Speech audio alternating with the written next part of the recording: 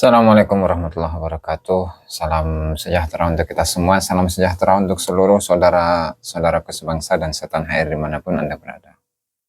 Kembali lagi bersama dengan saya Abdul Aziz Jazuli di channel ini, dan pada kesempatan kali ini saya akan membahas bagaimana doktrin-doktrin yang ditanamkan oleh oknum Habib yang menyampaikan doktrin kepada masyarakat, ya, untuk menakut-nakuti masyarakat ketika ada orang-orang yang mempersoalkan ketersambungan nasab dari Ba'alawi.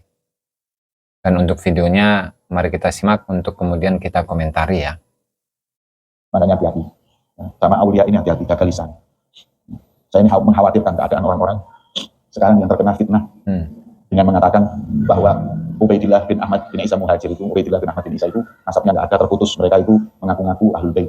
Hadirin, keturunannya Ubaidillah yang aulia banyak. Bagi ilmu kedan. Berarti Habib Jamal ini mengatakan bahwa orang-orang yang mempertanyakan akan nasab dari Ba'alawi, khususnya apakah Ubaidillah itu anaknya Ahmad bin Isa, itu merupakan orang-orang yang mengfitnah. Fitnah artinya mereka ini adalah orang-orang yang menyebar fitnah.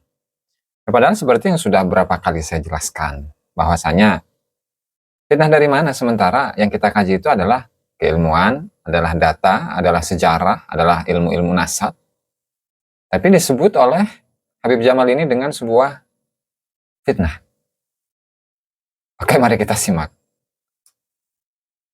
Banyak sekali. Ya.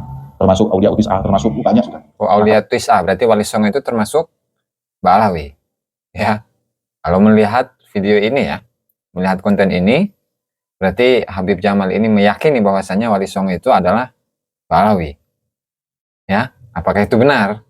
Tentu sudah berkali-kali juga kita jelaskan bahwasanya Wali Songo ini bukan Ba'alawi. Kenapa harus maksa-maksa Wali Songo itu dimasukkan kepada Ba'alawi ini, Beb? Habib Jamal, gimana ini, Beb? Mereka berani menafikan, ya, menafikan nasab mereka, mengatakan bahwa mereka semua itu mengaku-ngaku. Saya khawatir. Saya nggak khawatir kalau saya nggak diakui. Berarti nggak khawatir kalau nasabnya nggak diakui. Tapi kenapa dalam ceramah-ceramahnya itu justru menanamkan doktrin-doktrin kepada masyarakat bahwa orang-orang yang membahas, ya, yang menafikan nasab Ba'alawi bersambung kepada Rasulullah Shallallahu Alaihi Wasallam itu akan mati dalam keadaan su'ul khotimah. Karena seumur umur saya belum pernah jadi ustadz itu terus bawa-bawa Habib, bawa-bawa nasab itu belum pernah. Sampai tanya ke murid-murid saya yang saya ajar di pondok itu, pernah nggak cerita nasab saya? Atau cerita siapa saya? Nggak pernah sama sekali. Alhamdulillah. Tapi menceritakan leluhur ya sama aja. Ceritakan leluhur Faqih Muqaddam, ya, keutamaannya itu bisa Isra Mi'raj, bisa Mi'raj 70 kali dalam satu hari satu malam.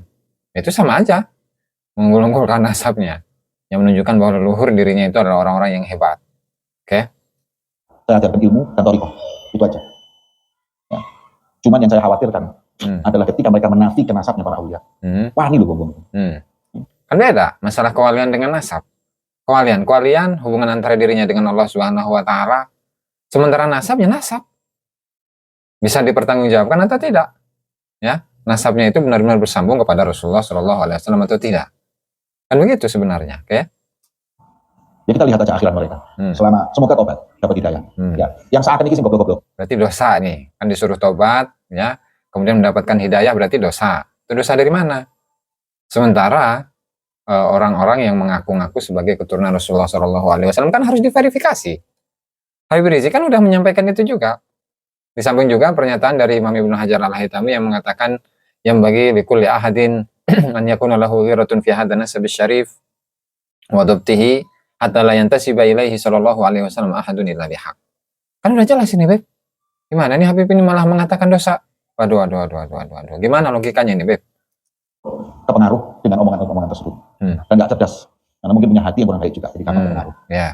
Saya khawatir mereka itu nanti kalau nggak berubah keyakinannya, ya, kualat dengan ribuan para aulia Allah.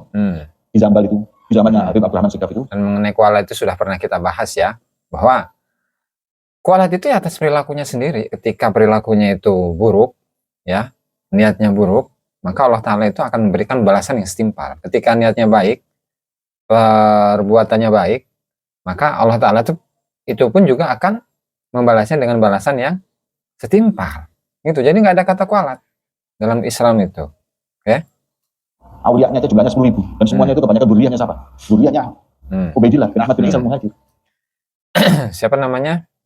Begitu banyaknya aulia, gampang lah membahas tentang aulia ya. Siapa dalam banyak kitab, Al-Burqatul Musyiqah, kemudian Al-Ghurrul Bahaidawi ataupun yang lain, itu seringkali mengisahkan bahwa di Tarim itu ada 300 mufti. Tapi pada kenyataannya, sebagaimana yang dikomentari oleh Abdurrahman bin Ubaidillah As-Segaf dalam kitabnya Idamul Qut, jumlah itu nggak bisa dipertanggungjawabkan. Karena apa? Karena dalam satu masa, itu yang terkenal sebagai seorang ulama, sebagai seorang mufti itu hanya 2-3 orang saja. Lalu angka 300 itu dari mana? Itu angka 300 itu dari mana, Beb? Sehingga artinya dalam kesejarahan Hadramut secara umum atau kesejarahan Ba'alawi secara khusus, itu melebih-lebihkan kisah itu adalah satu hal yang sudah biasa di kalangan mereka. Ya. Sehingga dengan keterangan yang disampaikan oleh Habib Jamal ini, yaitu berlebih-lebihan. Dan segala sesuatu yang berlebih-lebihan itu tidak baik. Gitu, Beb. Terus dianggap bahwa para aulia tersebut semuanya bohong, nasabnya bohong. Itu apa aja dilihat, gitu aja. Kita lihat aja. Ya. Saya berharap mereka taubat. Cuman kalau mereka masih nggak mau taubat, bukan dosa, bukan dosa suruh taubat gimana sih? Orang taubat itu ketika dia melakukan dosa. Tapi kalau nggak melakukan dosa tuh, ya memang taubat itu baik. Artinya mentaubati dari satu perbuatan yang tidak pernah dia lakukan. Ya kenapa harus dilakukan? Meskipun sebagai seorang manusia itu kan harus tobat kepada Allah Subhanahu wa Ta'ala. Tapi dalam soal ini, apakah bisa kita pastikan bahwa ini adalah satu hal yang menurut Allah Ta'ala adalah sebuah perbuatan maksiat, adalah sebuah perbuatan dosa? Gitu loh. Ini gimana nih, Beb nih? Waduh. Sudah kita lihat aja akhirnya. Oh. Apakah nanti mereka mendapatkan husnul khotimah atau kebalikannya suul khotimah? Ya, berarti antara suul khotimah dengan husnul khotimah ini seolah-olah Habib Jamal ini mendoktrin kepada masyarakat bahwa jangan sekali-kali kalian itu mengotak-atik, membahas-bahas, meneliti nasab Ba'alawi karena kalian semua itu bisa kualat. Bukti dari kualat itu tunggu saja nanti ketika meninggal, apakah dia meninggal dalam keadaan husnul khotimah atau suul khotimah. Itu kan? Ya artinya ini menakut-nakuti masyarakat agar tidak atau jangan sampai membahas nasabnya Ba'alawi. Ya. Ya inilah sekilas dari video yang disampaikan oleh Habib Jamal ini mengenai nasab Ba'alawi. Dan orang yang bahas tentang nasab Ba'alawi dan yang mengatakan bahwa nasab Ba'alawi terputus dari nasab kepada Rasulullah Shallallahu Alaihi Wasallam, maka dia akan meninggal suul khotimah. Ya itulah doktrin gitu ya. Itulah doktrin yang kita harus berhati-hati dari dari perbuatan itu, ya. Barangkali itu saja bisa saya sampaikan. Allahu al-muwaffiq ila aqwamit thoriq. Assalamualaikum warahmatullahi wabarakatuh.